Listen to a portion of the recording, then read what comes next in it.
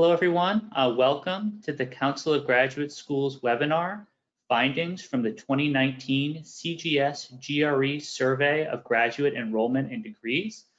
We have a really wonderful lineup of presenters for you today, which includes Hironao Okahana, Vice President for Research and Knowledge Development from the Council of Graduate Schools, Enyu Zhou, Senior Analyst from the Council of Graduate Schools, and Janet Gao, Research and Program Associate at the Council of Graduate Schools.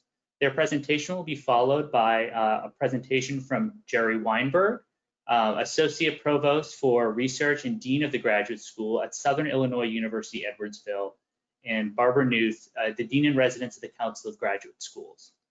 And so our plan for today is that there will be 4 speakers who will speak for approximately 45 minutes total, followed by a question and answer session. Hiro will lead off, speaking for approximately 5 minutes. He'll be introducing the presenters as well as discussing the 2019 CGS GRE Survey of Graduate Enrollment and Degrees. He'll then be joined by Enyu and Janet, who will present the survey findings for approximately 20 minutes. Following their presentation, Barbara Knuth and then Jerry Weinberg will discuss how the findings are reflected on their specific campuses. Next slide. So as always, this webinar will be recorded and the slides will be emailed to participants as well as posted on the CGS website. We try to do that within a week of the live event. We encourage you to submit questions through the GoToWebinar control panel, and we encourage you to submit those questions throughout the presentations, though they will only be answered during the question and answer portion of today's event. When you submit a question, please also put in which presenter you would like to answer the question. That just helps us sort through the questions. If you're having any sorts of technical issues, troubleshooting help is available at the URL below. Next slide. The most common issue that we run into are problems with audio. So if you're having trouble hearing us, you can try switching to a different audio connection.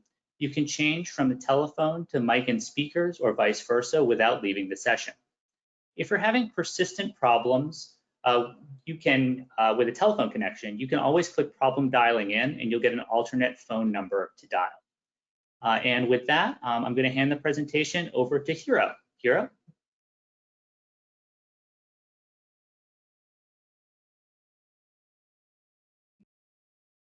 Thanks, Matt. And thank you so much for joining us for this webinar. And thank you also to Barbara Knuth. Now, we're very delighted to have you as a Dean in Residence at CGS for this year, and also Jerry Weinberg from Southern Illinois University, Edwardsville, to provide additional insights into this sort of the presentation of findings from 2019 CGS GRE Survey of Graduate Enrollment and Degrees.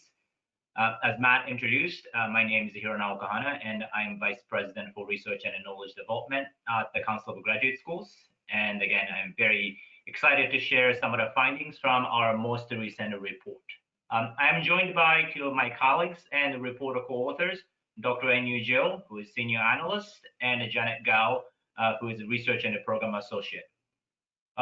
Before I ask Dr. Zhou and Ms. Gao to share some of the findings, I'd like to say a few words about the survey.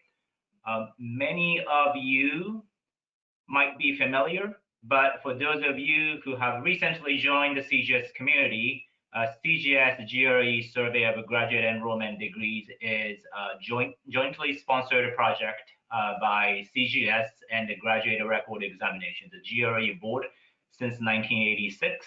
And it's the only national survey that collects data on first-time and total graduate enrollment across all fields of graduate study. And also, this is the only source of data on graduate enrollment by degree levels and an application to graduate schools by all broader fields of study. Our full 2019 survey was sent to 770 US-based CGS member institutions, as well as members of CGS's regional affiliates.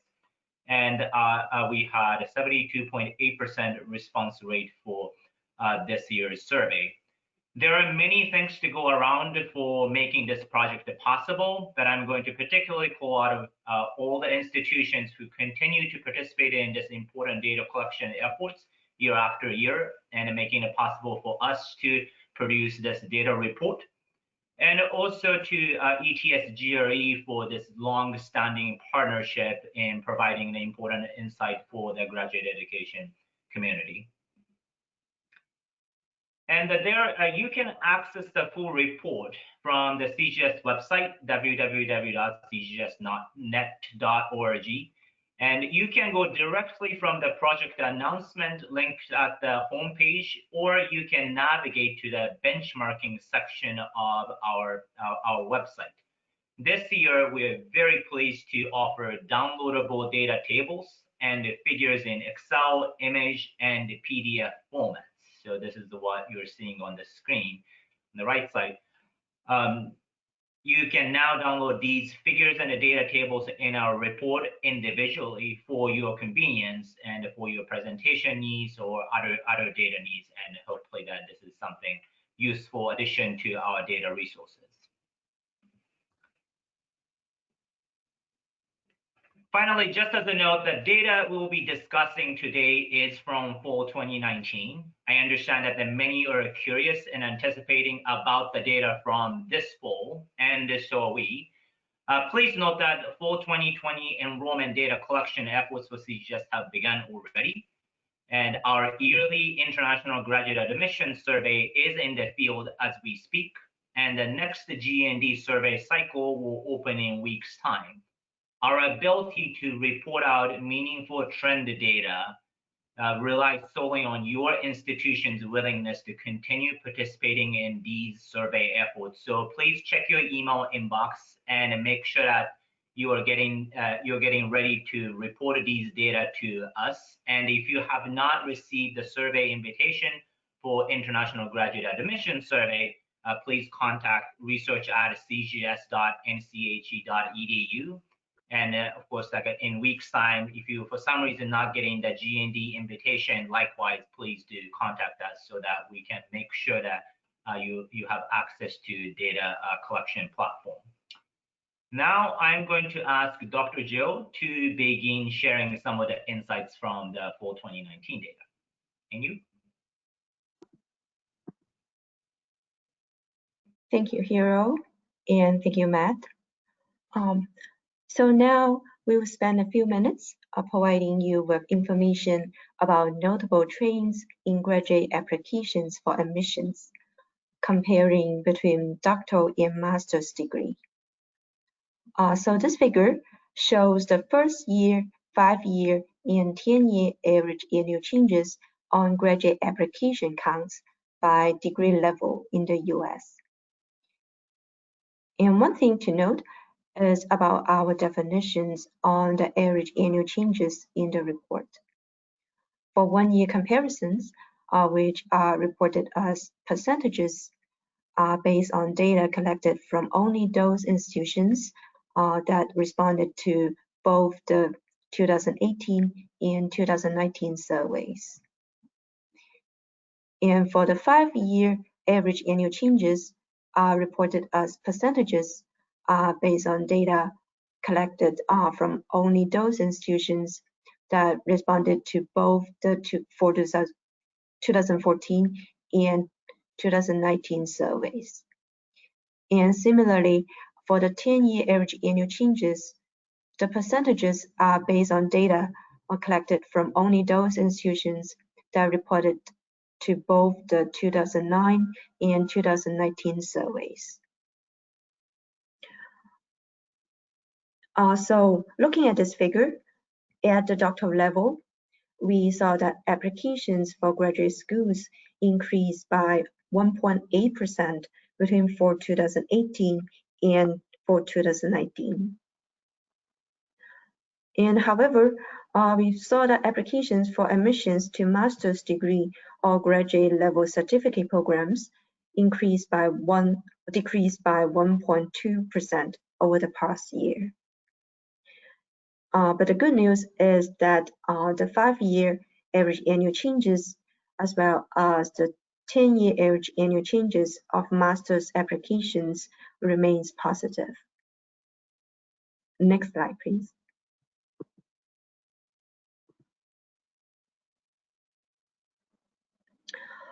While our master's application has a slight decrease, this drives us to think about where did this decline come from. Then we further look at applications by field of study over the past year. And we saw that our master's applications decreased across 9 broad fields of study, which drives this overall 1.2% decrease of master's applications over the past year. But on the other hand, we saw that mathematics and computer sciences had the largest 1-year increase in the number of master's applications across all broad fields of study, which increased by 5.6%. And followed by business, which reported a 1.6% increase in master's applications. Next, please.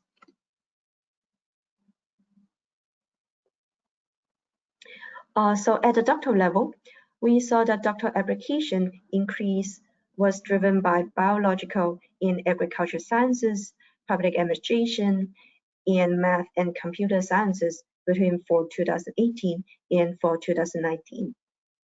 And in particular, biological and agricultural sciences had the largest increase in the number of doctoral applications, which is 10.4%. And in addition, public administration and services reported the second highest 1-year percentages increase at 7.2% across all broad fields of study.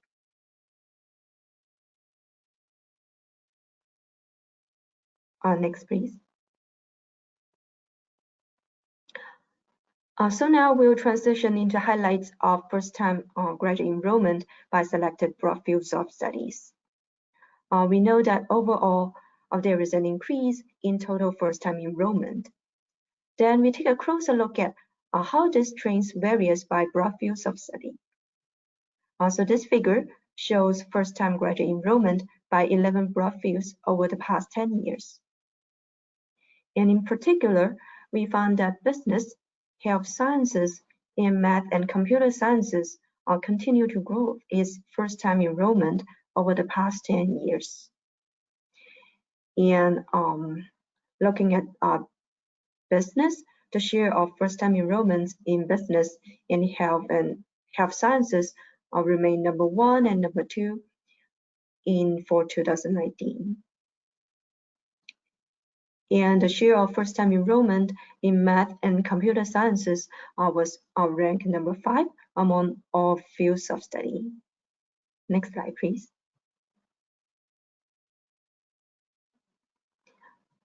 In addition, we also find that first-time enrollment in engineering appears to be rebounding over the past few years. So in 2019, engineering shifted to number 4 in terms of the share of first-time enrollment from number 3 for 2018. And we think that these changes of first-time enrollment in engineering may be driven by the changes of graduate enrollment of international students. Next slide, please.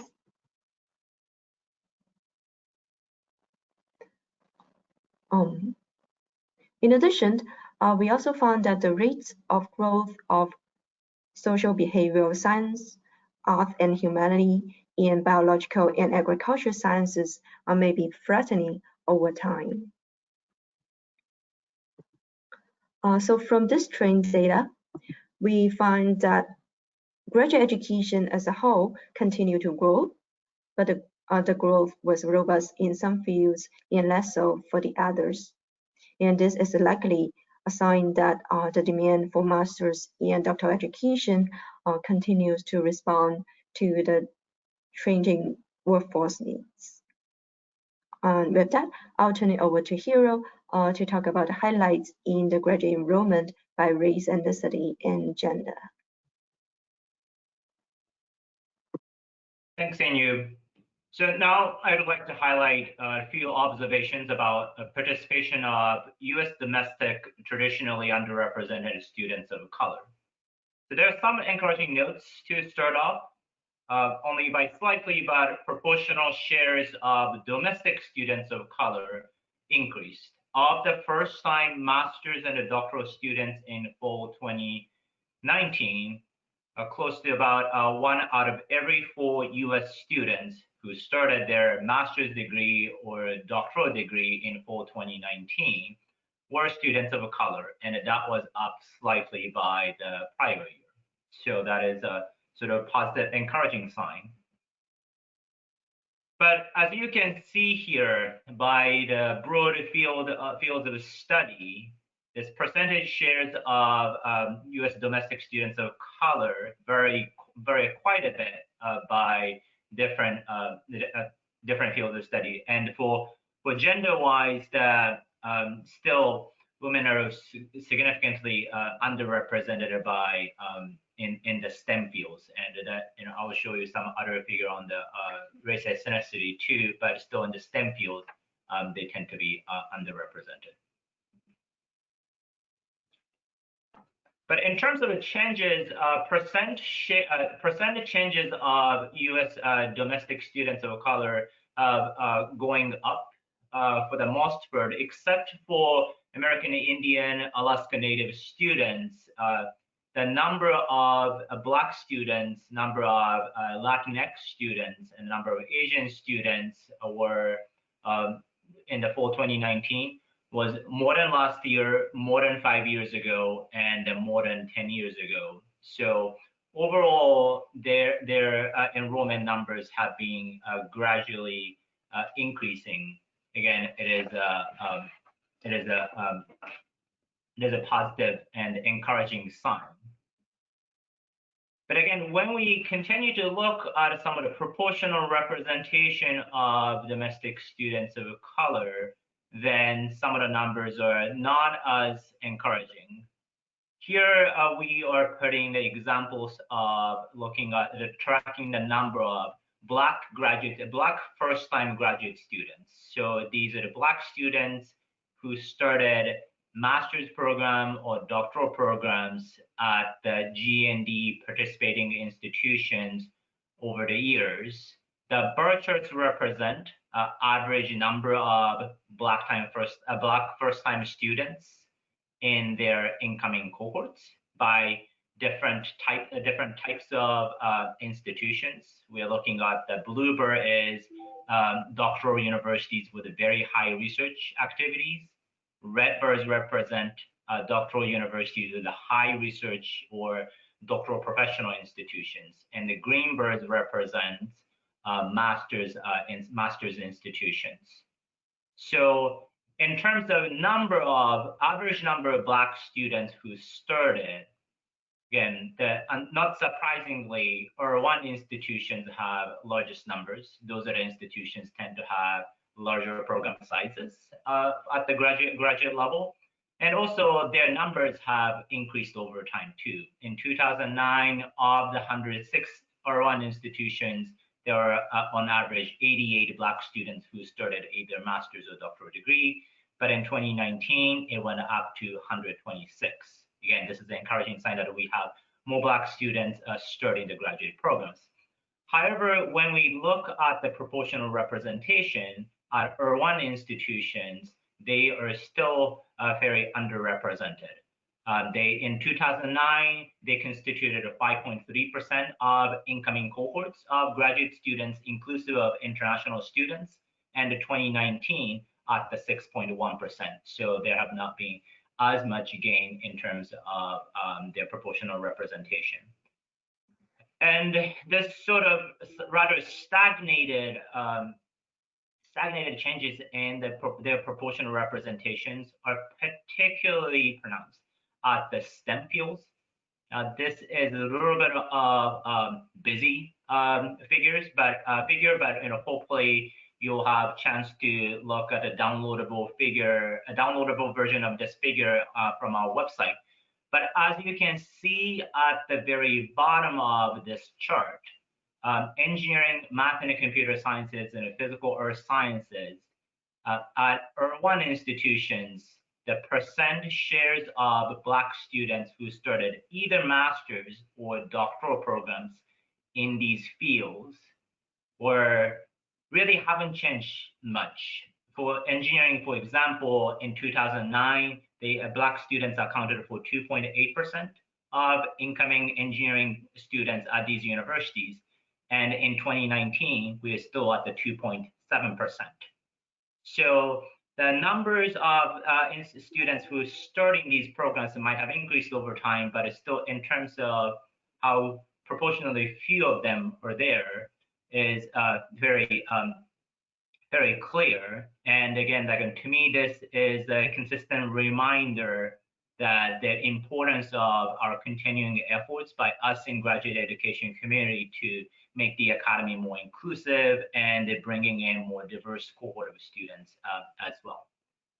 So now I'm going to turn over to Janet to touch on some of the trends at the international enrollment.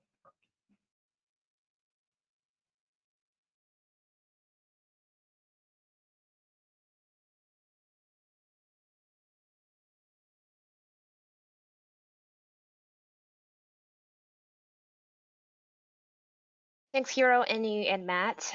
Good afternoon, everyone. In the next few minutes, I'm going to discuss graduate enrollment for the international students.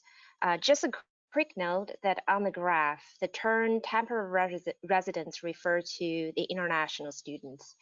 And at the same time, in our sample, consistent with the past surveys, majority of students in the sample are US citizens and permanent residents. The international students occupy approximately 20%. You will find more details on their representation in the published GED report. So as you can see from this graph, we calculate the 1 year, 5 year, and 10-year change by citizenship. The first time graduate enrollment between 2018 and 2019 increased by 3.8%. After declines in 3 consecutive years, growing faster than the US citizen and permanent residence enrollment, which is 2.2%. The change also likely accounts for the increase in the first-time enrollment in engineering, which is also increased after decline in the previous 4 years. The 5-year average annual rate of change, 0.3%, is much lower than the US counterpart, mostly attributed to the decrease of international enrollment in the past 3 years. However, the 10-year average annual rate of change, 5.6%, remains high. Next slide, please. So here shows you the breakdown year by year. We see the largest growth of international enrollment was back between 2013 and 2014. It continued to increase, but at a slower pace between 2014 and 2015. It started to decrease in 2015 all the way until 2018. Between 2018 and 2019, we see the increase again at around 3.8%. We do not have the data for this year yet, but at least for now, this number is promising and optimistic. The next slide, please. So when we disaggregate the data by the field of study, except the public administration and services, which has 3.5% decrease, all the other field of study report an increase of first-time graduate enrollment for international students between 2018 and 2019. Just name a few. Besides other fields, health sciences has the largest increase, around 8.7%, followed by the education at 8.6% and business at 8.1%. Next slide, please. Overall, as I mentioned before, the 10-year average annual increase of 5.6% which remain high. As you can see from the graph, across 10 years, all field of study has more or less increase among the international students. Notably, mathematics, computer sciences has 16.5% increase. So now let's move on to the respondent remarks. I'm going to turn it over to Barb.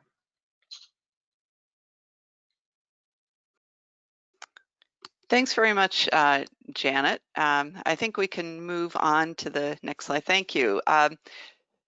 So my comments are going to focus on a particular finding from this set of survey data that you just heard about, and will, I hope, focus on actionable responses related to that finding.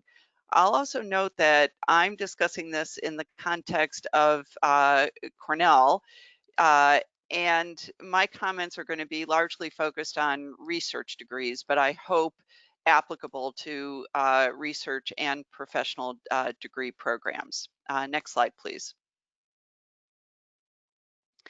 So the finding that I'd like to focus on is one of the leads in the press release that CGS put out for the study, which is that minority graduate students remain substantially underrepresented in graduate education. So when we think about actionable responses to address this finding, I suggest that you need to consider both why and how to respond. Thinking about the why that underlies this finding, I think we can all acknowledge that there's a range, a very broad range of various systemic and institutional causes, including a variety of causes that exist before graduate school.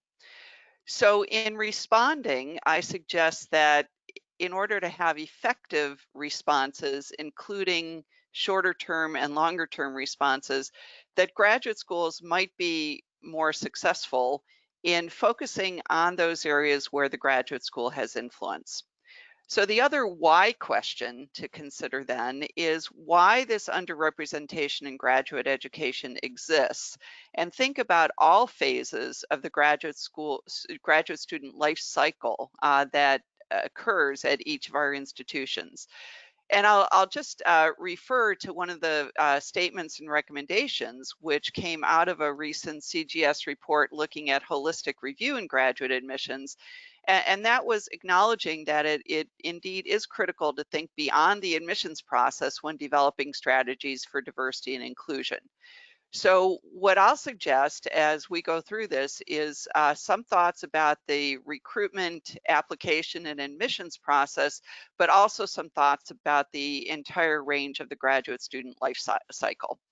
One of the other important points in how to respond is to certainly engage the voices of graduate students, the perspectives of graduate students, and engage faculty in this kind of analysis about why we're in the situation we are and what we can do to change that.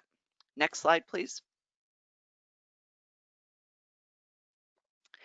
When I talk about the graduate student life cycle, I really am talking about those points of contact that graduate schools have with prospective graduate students and enrolled graduate students, as well as alumni. So that covers everything from recruitment and application through admissions, funding, the curriculum and culture, and I'll comment that many components of that are often hidden, especially to individuals who don't have a lot of background or prior guidance and involvement in advanced higher education. Graduate student life cycle certainly includes faculty advising and mentoring and those very important relationships, various processes of exams, particularly in research degrees, the entire research process, which I'll say more about later, and a variety of personal and professional development needs so that the student can be successful and that they can explore appropriately and prepare for different career paths. Next slide, please. In focusing on recruitment and application, what are some of the responses that we as institutions can take to address this notion of underrepresentation in graduate education? I'll share some examples from Cornell. So one approach that can be taken is for each of our graduate programs, each of our degree programs, to use program-specific data on graduate admissions to identify potential applicants and then develop strategies to reach out to those potential applicants.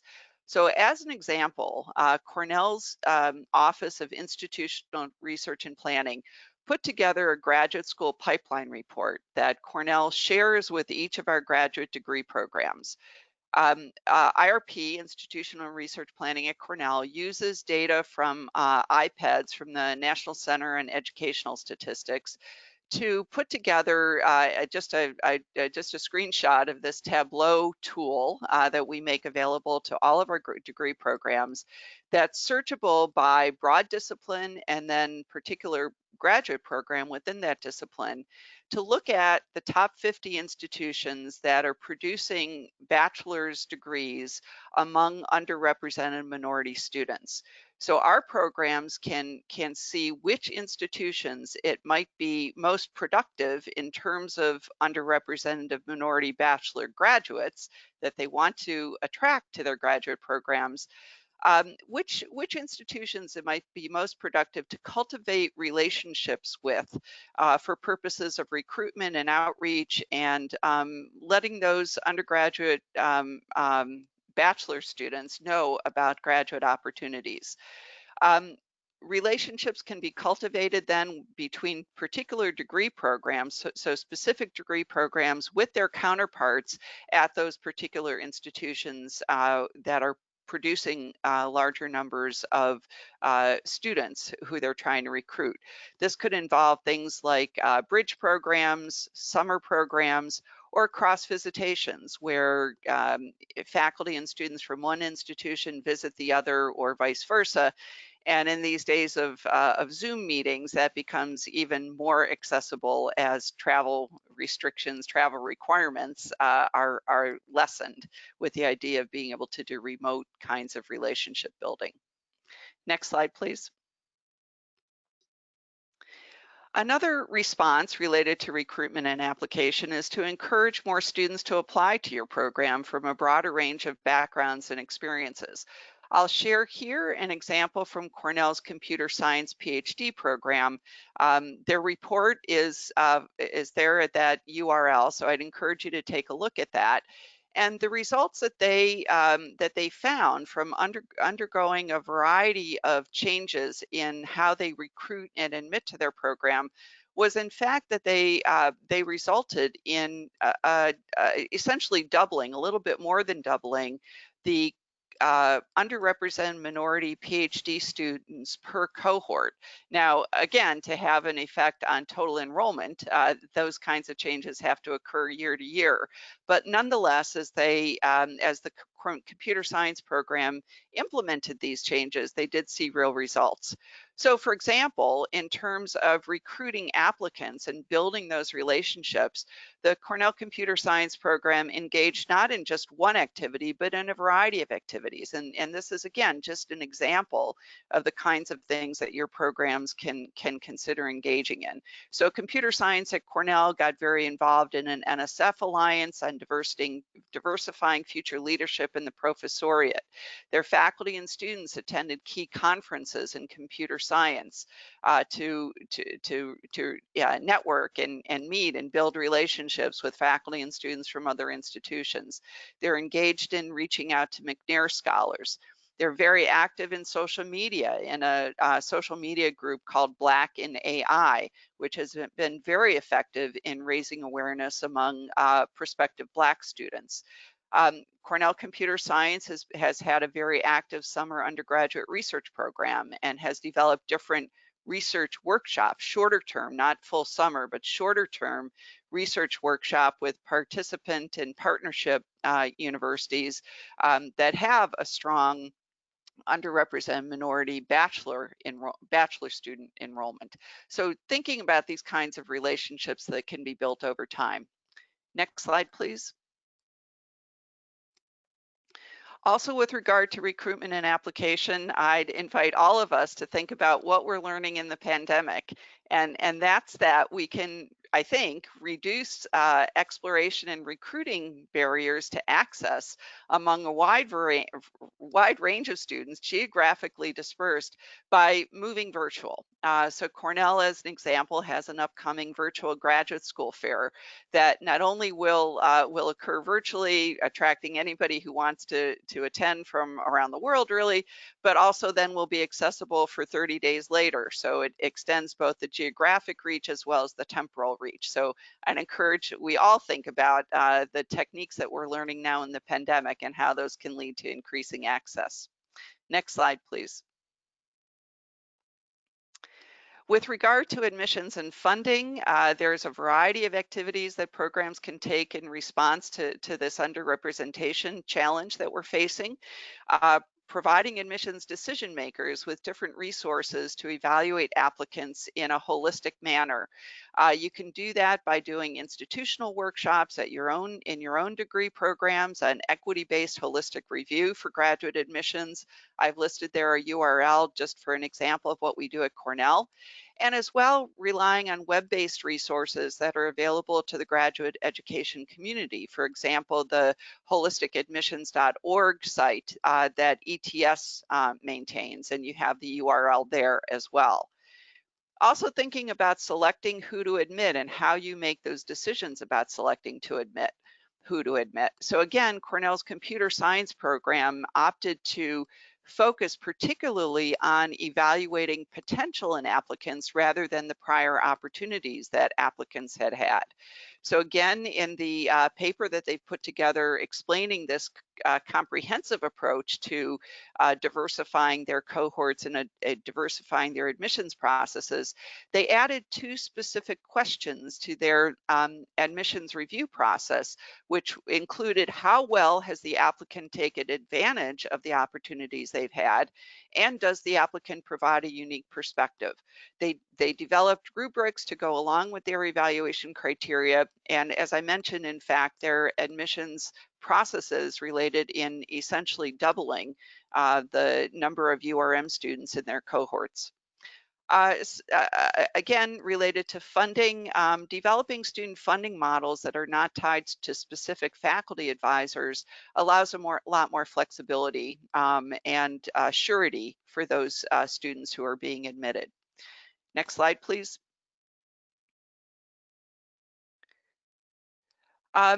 Thinking about the hidden curriculum and culture in the application admission process, just think about all of the range of questions that we may take for granted being in higher education, being in graduate education, but all of those kinds of questions that somebody who has not had the benefit of exposure to advanced higher education might have about the application process. And we can do our best to provide clear, explicit information to make this hidden part of the culture of graduate education less hidden. Next slide, please. Other parts of the hidden curriculum and culture that require us listening to student ideas to truly understand what is hidden to students and to develop faculty training to address these hidden aspects of the graduate culture could focus on advising and mentoring, developing culturally appropriate advising and mentoring, making explicit what's required for exams, what the expectations are, the evaluation processes, decolonizing the curriculum, accepting theories and accepting and adding to our curricula courses that are not necessarily Eurocentric in how they're developed. Making explicit all the elements of the research process, offering workshops on writing, being explicit about format and expectations, not assuming that people know that doctoral students, for example, know how to write a thesis. Offering personal and professional support, recognizing that personal and family relationships are important, particularly to underrepresented minority students whose own cultures put value on personal and family relationships. Conducting climate surveys and learning from those and carrying out follow-on actions. finding allyship and offering allyship. Here I offer a link about a particular research lab at Cornell, a research lab that took it upon itself to identify activities that it as a research lab could take to focus on issues of racism and actions to take to combat racism. So all in all, thinking about how do we work together with students and with faculty to challenge long-held assumptions in our hidden culture and hidden curriculum of graduate education and co-create norms together. Next slide, please. So in summary, what I'd encourage you to do is to imagine the variety of ways that your institution may be perceived, particularly by those who are underrepresented in advanced higher education, and respond to those needs from the perspectives of those perceivers that you're hoping to attract to your program. Thank you.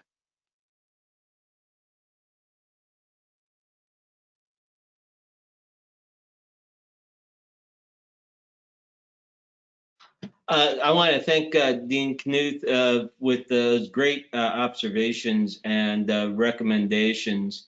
I'm Jerry Weinberg, the Associate Provost for Research and Dean of the Graduate School at Southern Illinois University, Edwardsville. Rather than reflect specifically on the 2019 numbers, and apparently I have an extra 9 in there, I wanted to, and I was asked to look at what the impact of our current situation is and how we might need to be thinking about enrollment as we go forward from the fall of 20 numbers, which will reflect differently than fall 2019. Just to give you some background, Southern Illinois University Edwardsville is essentially it was a large master's granting institution until Carnegie added our new class, and we're a doctor of professional institution with, besides a variety of master's programs. We also have a school of pharmacy, a school of dental medicine, and a doctor of nursing practice. We're high in our research expenditures for our Carnegie class, but we're still primarily an undergraduate institution. So, looking at the numbers here, and I point out our numbers, but we're not, the things that I'm seeing and talking to other deans are not specific to my institution. We saw a decline in total enrollment, mostly in undergraduate, but we saw significant increases starting in summer of 2020 with 17%, and then fall that increase continued with 12%, and that is unusual. And I made a joke to my admission staff, my recruitment staff, that we should have a pandemic every 5 years, and they threw stuff at my head.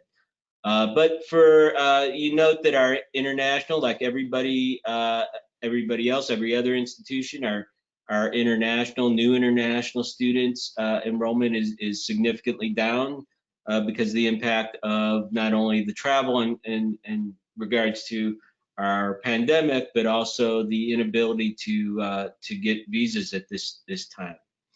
One of the things I want to point out is that while we had increases across a variety of programs, these programs had notable increases. The MBA, particularly under our specialty of business analytics, our Doctor of Nursing Practice, Masters of Public Health, and Masters of Public Administration, and Masters of Social Work. They all saw double-digit increases, which is unusual for our institution. We always enjoy some increase, but these in particular showed significant increase. Next slide, please. So what I want to do is pose more questions that we need to be thinking about as we go forward for fall 21 with recruitment and enrollment and possibly beyond. So one of the questions is, what is driving this COVID bump? What is driving the current rise? Is it because we find that our students are working from home, so they have more time to commit? They're not traveling. They're not doing the other things that typically require travel and working away from home. And of course, we have extended online offerings. Like many institutions, a significant number of our offerings went completely online or to flexible hybrid format. And is there some combination of working from home and extended online offerings that is contributing to the increase in graduate enrollment? And of course, we can't ignore the possibility that there's job loss, and this is an opportunity for students to come back, get that advanced degree beyond their bachelor's degree, and or possibly just looking for a change that is connected to their current job in order to advance their careers in ways that they might not have thought of prior to our current pandemic situation. And given the mix of where we're seeing the largest increases, which is really interesting because some of these run counter to the 2019 numbers, we're seeing large increases in healthcare areas, areas that are connected to social justice and social support and public administration. And you have to wonder of our current situation, not only with the pandemic, but our issues with social injustice, as well as the odd election year we're having, might not be driving the interests of some students to come back for advanced degrees. What way do we need to support these particular students? This is an audience that we've captured, and we want to be sure that we give them a graduate level education, that we support them through retention and completion. I don't know how long the pandemic situation, none of us know how long it's going to last, but when we start to get to the other side, as the changes in our situation with the pandemic change the way we go back to work, we want to be sure that we provide those services needed to these particular students so that they retain them and they can complete their degree. And of course, we want to provide them a graduate level learning environment, which is something we're all a bit struggling with in our new online world. How do we support the international admissions? Like many institutions, maybe most institutions, we did a campaign of online now and on campus later. So we captured some of our international students to enrollment in our online programs with some discounted tuition and fees, and with the hopes that we'll retain them and they will be able to come on campus when things loosen up in terms of travel and visas. And of course, we have quite a few students who we admitted for the fall 20 who deferred to spring 21 because they couldn't get their visas. And of course, we're still in that same situation. So we're starting to have to deal with requests to defer to fall 21 and what that entails and the impacts of that. Next slide, please. And now we have to start also thinking about what about post-COVID enrollment? How do we continue to serve this particular population as we go back to something that's not completely online?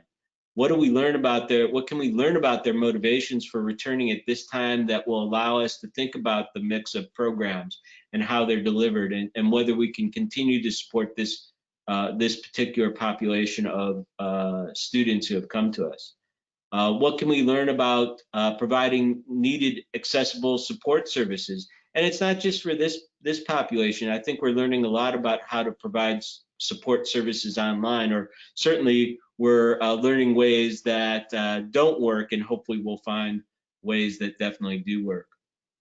How do we support the international students post-COVID? What supports do we need to consider for the international students who deferred a year, or hopefully not more than a year, in terms of making sure that that year didn't impact their ability to progress through our programs? And how do we, as deans, we have to report these enrollment trends, and and this isn't about the students themselves, but the deans who want to keep their jobs after post-COVID times. So are we going to need to footnote that we've had a couple years of a COVID bump, and that's why we're seeing trend lines that are going down, or is there other ways that we need to think about how we report the differences that are happening currently? So that's I hope these questions spark some thoughts and ideas, and maybe open new questions. So thank you for inviting me to comment. Thank you, Jerry. So now we're going to kick off our Q&A portion of today's event. A quick reminder that the webinar recording and slides will be emailed to participants as well as posted on the CGS site. And if you have a question, please do type it into the questions box in the GoToWebinar control panel. A question to Barb to get us started from Bev Hartline. She had a question of how to define decolonizing the curriculum. What do you mean when you say decolonizing the curriculum? Yeah, thanks for that question about decolonizing the curriculum. There's a lot of conversation now about thinking through the content of what students are asked to study, what the requirements are, what the readings are, and how much of that is based solely or only on a Eurocentric perspective. So are the readings that are used in particular graduate level courses sufficiently represented of non-European or even broader, non-male viewpoints? So decolonizing the curriculum can be used in, kind of the geographic sense, the cultural sense, the gender sense, to make sure that the requirements, the readings, the scholarship that become a part of the graduate education program are truly broad and inclusive and reflective of the various ideas and scholarship that have occurred over time, over different geographies and over different cultures. Thank you. A question that I'm actually going to pose to both of you, but we'll start with Jerry and then Barb, is there's a lot of talk, particularly in Jerry's presentation, about the kind of before, during, and after the time of COVID. But why don't we think about one big continuity that we think that we're going to take from this COVID period that is going to really shape the way that we support graduate students in the future. Jerry, you want to start us off? Well, certainly the way we provide support services, we have to do this in a really flexible way. Well, we certainly want to support our on-ground students. We know that this is an opportunity to capture the audience of students who are not as conveniently available within our region, and being able to either provide not just online, but maybe what we want to do is provide some regional opportunities if we have the ability to go into particular communities and provide things like writing thesis boot camps or other sort of academic support activities that will help them complete. Yeah, and I'll weigh in just to build on that I think fundamentally for me, it's what we're all learning about using technology to broaden access. And I used an example with recruitment to broaden access to graduate education. But even, for example, in our professional development programs, our writing workshops, dissertation and thesis writing workshops, for example, we've seen a 4 or 5-fold increase in participation in research degree students who are participating in those simply because they have more access now than if they had to appear in person, and in-person activities were often limited by the size of the room that they were offered in. So just expanding access in a whole variety of dimensions by using technology, I think, is important. That said, we need to ensure that that our students have access to that technology to be able to access all these activities that we're delivering. Great, thank you. A question actually, we'll start with Hiro for this one. Hannah Schneider Lynch writes, I'm surprised at the COVID bump. We're not experiencing this at my institution. We don't have any online options. And have you heard more broadly about graduate enrollment trends across the country for fall 2020, Hiro? Well, thanks for the question. I think it's mostly like anecdotally, we're hearing from more than a few graduate deans in our community reporting some, particularly, obviously, for the domestic side of graduate enrollment. But this is sort of another reason, but we don't have the data points yet. And this is another reason that it's desperately important for all of your institutions to complete the International Graduate Admission Survey and accompany the supplemental questionnaire, which asks questions about not just the international enrollment trend, but the domestic enrollment trends during the fall 2020 as well. So yeah, I'm going to keep plugging on to the ongoing survey efforts and encourage all of you to participate. Is there anything, Barb or Jerry, that you'd like to add?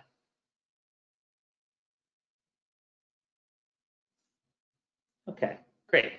So we have we have time for one more question, and that is from Karen Coates. She's asking, Barb, has Cornell adopted means to incentivize excellence in grad student mentorship by faculty? Criteria for P&T, course release, etc. That's a great question. I've been trying to seed conversations with university leadership about making graduate student mentoring much more explicit in the promotion and tenure process. It's quite variable across departments and colleges at Cornell.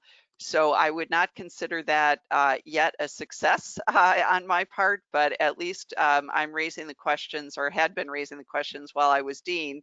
And I think there's some movement in that regard. Interestingly, our graduate students actually established their own Excellence in Graduate Student Advising and Mentoring Award, and they select based on student nominations, which are pretty competitive, 3 or 4 faculty each year who are recognized by students as being excellent graduate student advisors and mentors. And faculty indicate that that is one of the highest honors that they can receive, being recognized by their own students, and for those kinds of involvements and achievements. But no, I agree with you totally that universities should do more explicitly to include this as an element that's very carefully reviewed in promotion and tenure criteria. Okay, thank you. Jerry, is there anything that you want to add to that question? No, just that, like Barbara, I'm fighting that good fight here too in terms of promotion and tenure. We recently have become a unionized campus, so at least that gives me an opening to interject some of those ideas. But yeah, that's getting that as part of a responsibility that goes into promotion and tenure, I think is vital in order to actually get that sort of push to improve and mentorship across the university. Wonderful. Well, that's all the time that we have for questions today. I noticed that there's a couple that didn't get answered. We'll try to put you in contact with the appropriate speaker so that we can get some of those questions that remain answered. I just wanted to alert everyone to a couple of upcoming CGS events before we close out. We've got an upcoming webinar, Remapping Graduate Recruitment for 2021, Strategies to Identify and Engage New Applicant Pools. That webinar is sponsored by Liaison, and that will be on Tuesday, October 27th from 2 to 3 p.m. And then, of course, we want to remind people to register and then attend our virtual CGS 60th annual meeting. That'll be from December 2nd through December 4th, 2020, and you can register on the CGS website. Thank you so much to all of our panelists, particularly Barb and Jerry, for joining us today. And we really appreciate all the great work the CGS research team does. So thank you all so much for joining us today, and we hope you have a great rest of your day.